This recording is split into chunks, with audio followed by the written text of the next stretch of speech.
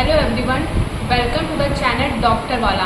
आज हम लोग बीएससी नर्सिंग का टॉपिक जो इंट्रोस एग्जाम में आते हैं वो हम लोग टॉपिक एंड सिलेबस के बारे में डिस्कस करेंगे। फर्स्ट लेक्चर है हम लोगों का breathing and exchange of gases.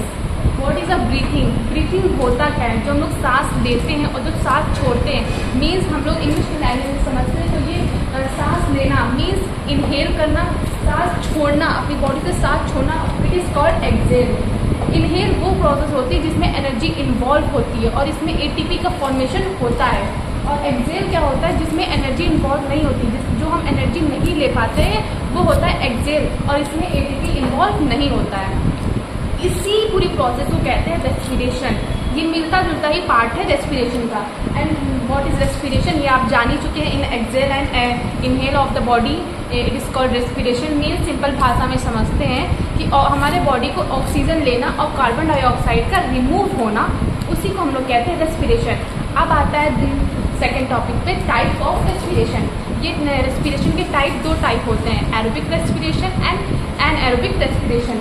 Aerobic respiration में क्या होता है? जिसमें हम लोग एनर्जी प्रेजेंट होती है, energy is involve, it is called aerobic respiration. And anaerobic respiration it is ये होता है कि energy and oxygen they will be absent in our body. इसमें एरोबिक रेस्पिरेशन में कंप्लीट ब्रेकडाउन होता है। कंप्लीट ब्रेकडाउन किसका होता है? ग्लूकोज मॉलिक्यूल्स का किस फॉर्म में होता है? माइटोकॉन्ड्रिया के फॉर्म में कंप्लीट ब्रेकडाउन होता है glucose molecules into mitochondria. What is a mitochondria? हम लोग माइटोकॉन्ड्रिया क्या होता है? Mitochondria carbon dioxide, water plus energy, इसमें माइटोकॉन्ड्रिया इन्वॉल्व होती in the form of richest amount of ATP. 36 ATP इसमें प्रेजेंट होती है, इसमें mitochondria. And second is anaerobic respiration में इसमें ऑक्सीजन अब्सेंस होती है। सो इन ऑक्सीजन अब्सेंस होगी हमारी बॉडी में, हम लोग सांस नहीं ले पाएंगे तो हमारे जो हम लोग खाना खाएंगे, इनहेल एंड एक्सहेल करेंगे, वो इनकम्प्लीट नहीं हो पाएगा। Means incomplete breakdown of glucose molecules. ठीक है, just like example of yeast cell. Yeast cell के अंदर क्या क्या प्रेजेंट होता है, ये एग्जाम्पल है एनारोबिक रेस्पिरेशन का। इससे हम लोग उस थिंकिंग एंड प्रोसेस को मैनिफाई मीन्स फिजिकली एंड मेंटली सोच सकते हैं। यीस्ट सेल इसमें क्या क्या प्रेजेंट होता है? एथेनॉल होता है, कार्बन डाइऑक्साइड होता है एंड एनर्जी होती है। एथेनॉल इसमें लीस्ट अमाउंट में प्रेजेंट होता है, means in the form of 2 ATP।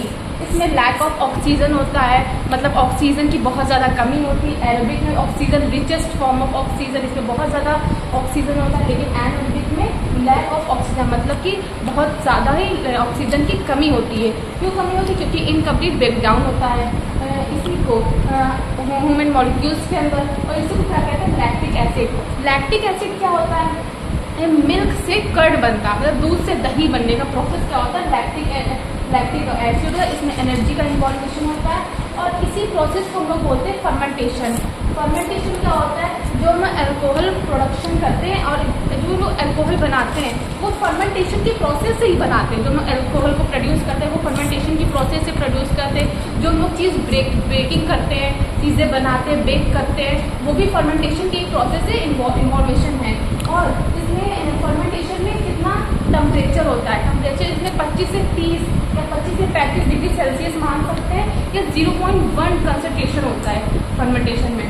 That's all, it is the breathing and respiration. Thank you so much. Please share, like and subscribe. Thank you.